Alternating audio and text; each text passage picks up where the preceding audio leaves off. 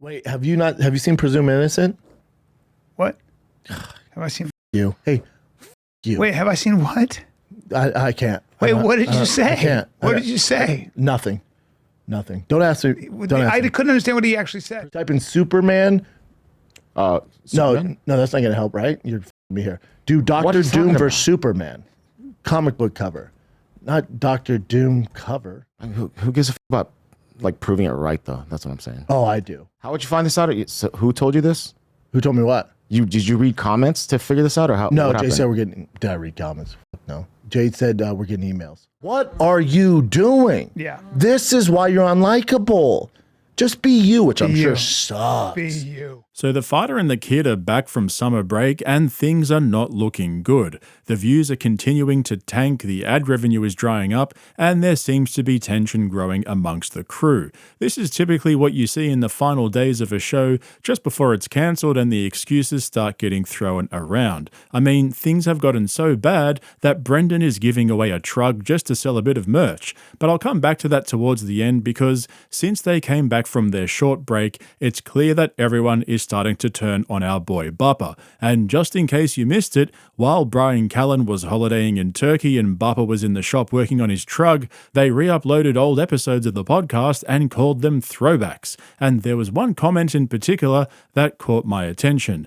These should be called Back When the Podcast Made Money. So being the naturally curious individual that I am, I wanted to figure out how much money Brandon's podcasts are actually making now after years of dropping views. First up is The Fighter and the Kid. Using an industry standard CPM assumption and based off their recent views data, my estimate is that the podcast makes around $200,000 to $300,000 per year. Then there's Brendan's personal channel, Thick Boy, which does a similar amount of views to The Fighter and the Kid, but given that most of those views come from shorts, which barely make any money at all, I'd say that channel struggles to clear $100,000 per year in ad revenue. And of course, there's the Golden Hour podcast, which has the lowest views out of the three channels and probably brings in around $200K per year in ad revenue.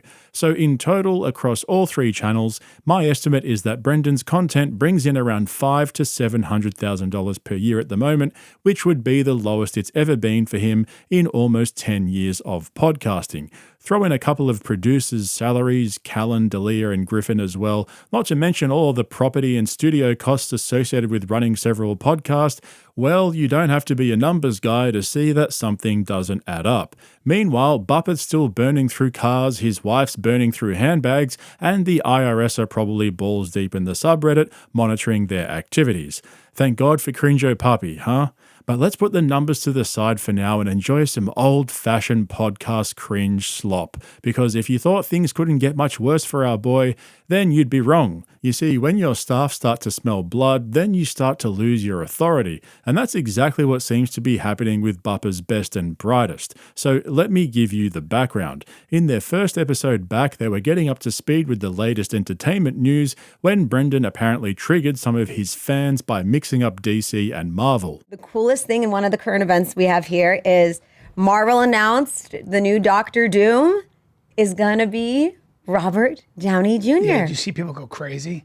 I was in the room. They went nuts. Tough one because he was Iron Man. Yeah. But that's now the you're whole like, multiverse thing, right? Well, Robert Downey Jr. was also a black guy in Tropic Thunder, and then Great also film. Iron Man. How do we feel about people going crazy over that announcement? Come on. I don't know Doctor Doom.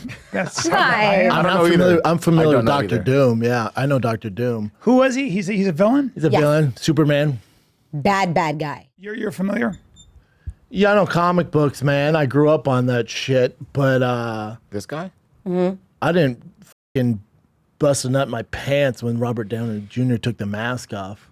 I'm also 40 though, you know? Yeah, but it's also, he's so good and you know he's going to kill it. Oh no, he can do no wrong in my book. So as it turns out, our boy was actually correct. Superman and Doctor Doom did a crossover, which was apparently what he was referring to there.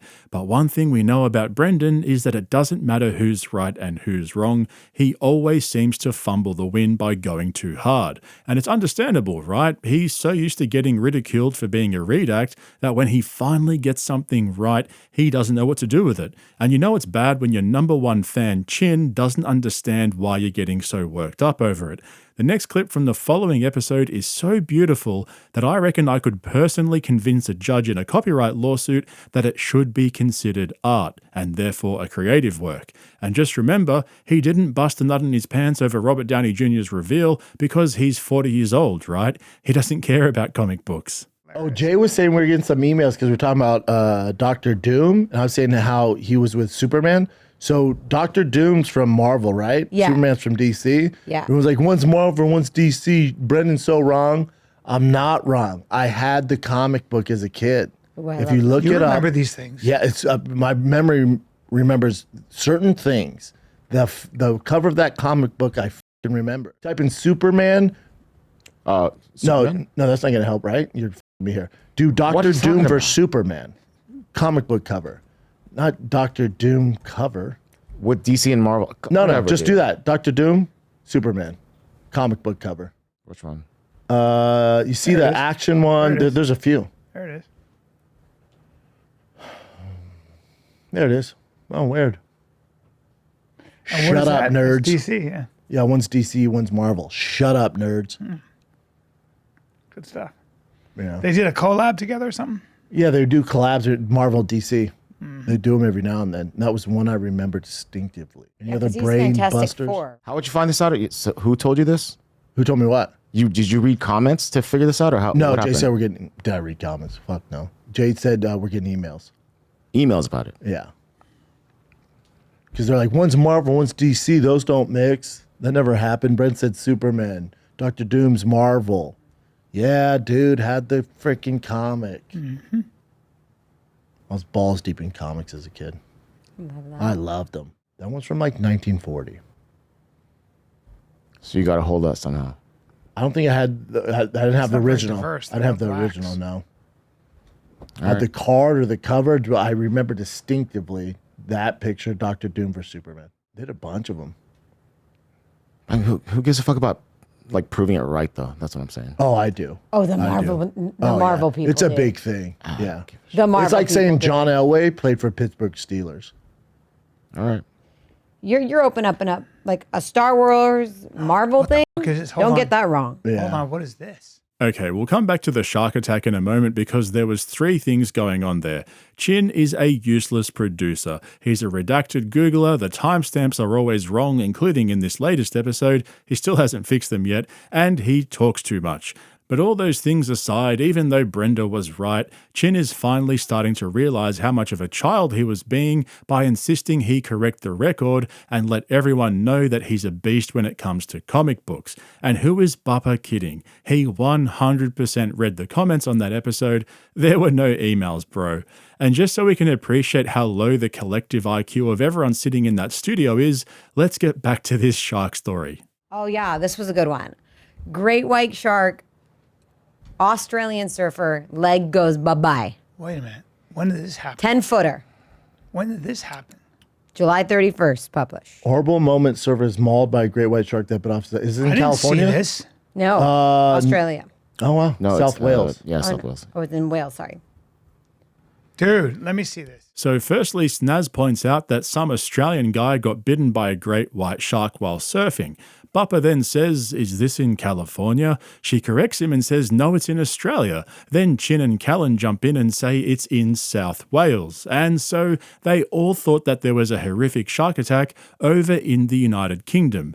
Except New South Wales is actually a state in Australia on the east coast, so Snaz was right in the first place. But hey, maybe that isn't common knowledge. However, for a guy like Brenda, who was formerly an internationally recognised stand-up comedian who toured globally before his untimely retirement at the beginning of this year, you'd think he'd at least know the difference between two places on opposite sides of the planet. But thank God for Bryan Callen's super smart nephews. Talking about smoking cigars. my new Are thing. you a cigar man now? Well, if I don't say no anymore because I enjoy, it gives me some energy. There's something about it. That Cigars gets are like me a going. manly, mature thing to do. Yeah.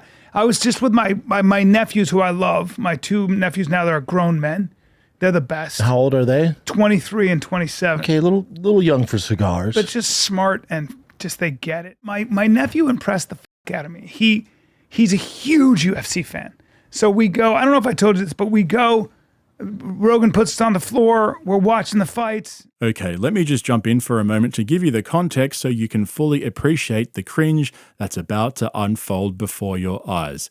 Recently, the boys celebrated episode 1000 of The Fighter and the Kid, which I covered in great detail right here on this channel. However, there was one part that I left out about why Rogan has never been on the show. The last two are questions that I just got from so many people that we're going to generalize them. The first one is, why has Joe never been on the show? Good question. He's been on. He called in when we were at Fox. He's never been on the show.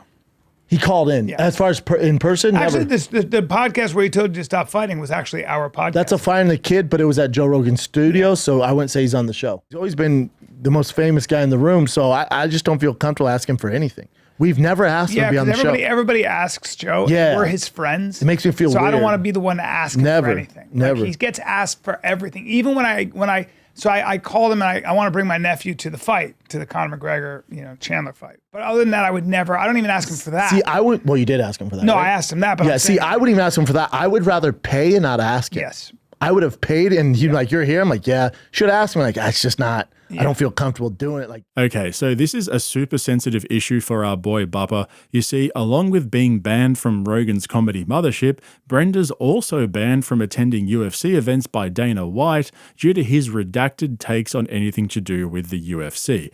Basically, Ariel Helwani is higher on the list of people to get free tickets from Dana than Brendan Schaub is. So when Callen went on to tell the story about his experience at the UFC recently with his nephew and Joe Rogan, it hit Brendan on multiple levels. So we go, I don't know if I told you this, but we go, Rogan puts us on the floor. We're watching the fights. you want all to retell good. the story? Well, we're on the floor. We're just not behind him. You weren't cage side. We're not cage side. You're behind the fighters. Yeah, go ahead. But I don't want to. I just wanted it all to be correct. Still on the floor, though. You can't see it on TV. Yeah, it's not a big deal, dude. It's actually a little bit more. You got to give me about 15 rows back. about 6 rows back. A little more than that, bud. No, 6 rows. No, we can see 6 rows on TV. No, 6 rows back. No, it wasn't. About 6 rows back. I know exactly where you're at. You're behind the fighters. Yeah, so that's Yeah. about 6 rows. No, Yeah, no. roughly 6 rows. It's all good, dude. It doesn't mean that Hey, you're not you're as- interrupting my story it with doesn't mean- details. It doesn't mean you're not as famous as Jelly Roll, who they put in the front, or Tony Hinchcliffe. They dude. got my seats. I just want to be very spot on it. So I appreciate that. Rogan texts me and says, we're eating at such and such, gives me the coordinates, basically come Tells you by. the restaurant. Yeah, come by and have Come eat dinner with us. And I say to my nephew, I go, it's late, but I'll go for you because you get to meet probably Hinchcliffe. He's a huge Kill Tony fan. You probably meet Jelly Roll. I don't know who's there. Most 24-year-olds would jump in front of a train to have that dinner. Yeah. He just goes, dude, I'm not going to show up as your +1 and just be that young guy because it's going to be work for them because now they have to acknowledge me and talk to me. Mm-hmm. And it's just an interruption into the flow. And I went, this fucking kid Gets it. He gets it. He just gets it. It's a huge opportunity, but yeah. He just got a really amazing job, by the way, like an amazing job. Awesome. And there's a reason he got that amazing job. Yeah, It's that, he can read the that room, social yeah. intelligence. He reads the room. Yeah. By the way, tell me how rare that is. A lot of people can't read a fucking room. Oof. Right? No. And this kid can read a room. He can read a room. You Smart read a kid. room, I read a room, read a room. We go in, we see a situation. We can be put in a situation and we come out of that situation. You throw us in a room. We're not talking to each other. We come out with the exact same conclusions. Every time, usually. Right away. And we were in a couple situations where everything was amazing. Like it was like, wow, you're in this situation which couldn't be cooler and everybody would want to be there. And these people are amazing. And both of us come out and go like this. Not good people. Yeah. And you're like, there it is. We were at that one dinner that one time. You could tell I was kind of zoned out. And Oh, you're like, dude. you're not buying it, huh? I went, I just don't care, I remember dude. that so well. Holy shit, where do I even start? Brendan and Bryan calling themselves room readers has to be the funniest thing I've ever heard them agree on. Brendan's too busy reading the comments to worry about reading the room. In fact, the defining feature of Brendan Schaub's whole career is that he continuously fails to read the room. Think back to how they attacked Bobby Lee and Kalila because somebody duped them into thinking they were behind a lot of the hate on Reddit. And after all of the drama, it turned out that Brenda was just butthurt that Kalila's friends outed him on Trash Tuesday for asking a chig to walk him to his truck. Or the time that he sued a YouTuber for making videos about him and then 2 years later pretended he knew nothing about it after he lost in court and then filed an appeal a few weeks later. Nobody is worse at reading a room than Brendan Schaub and Bryan Callen. I mean, the irony of bragging about how good they are at reading rooms on a podcast that should have been cancelled 3 years ago. Seriously, what are we doing here, B? But it gets worse. After Callen told his UFC room reading story, Bappa wanted to get in on the action, so he told one of the most random stories I've ever heard. And at first, I had no idea why in the fuck he was telling us this story, but then as he got towards the end, it all made sense. See if you can spot it too. I had a day yesterday, and then I brought Bossy to the studio, right? So he's here with me all day. And then I did some work to my lighting. I was eating Flamin' Hot Cheetos and rubbed my eyes, so that's cool. So I was leaving here, and the fuel lines on my truck just blew up before I'm getting on the highway. So I called Joe, called my girl. I'm like, hey, you gotta pick Bossy up. I'm on the side of the road. It's dangerous for him. Get him out of here, and then I'll deal with getting the truck, back to the shop. In the middle of the afternoon, it's 3 hours. It's 100 degrees out here. 3 hours. And I'm in jeans, and there's no shade. And I'm so frustrated. I'm just sitting there in silence, so frustrated. I didn't talk to anybody. Yeah. The tow truck guy comes from AAA, young Mexican cat. We get in, we're kind of shooting the shit. There's rush hour traffic. You can tell he's just like, oh man. He's not a car guy. He's like, oh yeah, he'll figure it out, man. Don't worry. And I was like, yeah, okay. And then there's like that awkward silence. I went, how long you been doing it? He's all, this? In 3 years. And I'm always interested, like, the pay structure. And I go, how do they do it? Like, even Ubers, I always ask him, like, how's it pay? Like, what do you think of it? So with him, and it's not that I need exact numbers. I was like, how they do it? Does AAA, like, they give you the truck, and then they pay you a salary? And he's like, so I do all of Southern Cali, right? Like, I go all over. And I was like, oh, like 9 to 5? He's like, nah, man. I try to work 12 to 14-hour days. Monday through Saturday. I wish I could work Sunday. I was like, God damn, dude. And remember, I was complaining about my truck. And he goes, yeah. And he goes, yeah, I wish I could work Sunday. And he's like, the big thing is tips too. Like, we get tips, man. It really helps us out. But he's like, maybe it's just the economy. People aren't tipping anymore. They don't have cash. It wasn't like he was giving me a sob story to give him a tip. He was just, yeah, it's because you want to do hours. I wish you could work more. He goes, I'd work Sunday if I could, man. I'd work 24 hours. I was like, oh, hustling, man. And he looked young. I was like, oh, just hustling, trying to make that bread, huh? He's like, nah, I got 4 kids, man. One of my kids is autistic. I was like, how old? 8, Tiger's age. I was like, oh, he's getting to you now. When he dropped me off at the house, because I have him take the house, I don't have the shop come get it. Drop me off at the house. I literally, and I never have cash for whatever reason. I had this cat. Oh, because Tiger's baseball team went bowling, and I covered it for all the dads, and so they gave me a bunch of cash. I had a fucking stack in my pocket. And you gave it to him? Gave it to him. He started crying. He did? Yep. So cool. Yep. So I would have loved some of that cash. I gave it away. All of it? You want me to call him and ask for it back? A little bit. Half of it. Just half. So Brendan told that whole ass story just to let everybody know that he's a baseball dad. Like, bro, we get it. You quit stand-up comedy to become a beast of a dad. And don't forget, he's always asking questions about business because he's a business shark. I'm a shark when it comes to business. And I called this out a couple of weeks ago when I started noticing that Brenda will find any excuse to randomly bring up being a baseball dad. Turns out I was right. Bryan was telling everyone about an upcoming comedy gig and asking for advice on whether to drive or fly. If you left at 4, it would take you 4.5 hours. And I've done that drive. Because I had no choice. I had to get back for Tiger's game. It took me 4.5 hours. So the move is to with take... no AC. It's probably a 30-minute flight, really. Geez, he's almost as bad as those vegans and Tesla drivers he's always bagging. We get it, dude. You're a beast of a dad. Unfortunately, he's not a beast when it comes to TV shows. This seriously has to be one of the worst takes I've ever heard come out of Brenda's bloated lips. Wait, have you seen Presumed Innocent? What? Have I seen... You. Hey, you. Wait, have I seen what? I can't. Wait, what did you say? I can't. What did you say? Nothing. Nothing. Don't ask me. Don't ask I me. couldn't understand what he actually said. Presumed He said you haven't seen innocent. Presumed Innocent. Jake Gyllenhaal. Oh yeah, Presumed Innocent. What about it? That's an old movie though. That's from. With Harrison Ford, right? Is that the remake? I can't. What else you got, Chad? TV With series, Jake Gyllenhaal. Oh, it's TV series. Look at me right now. We have here.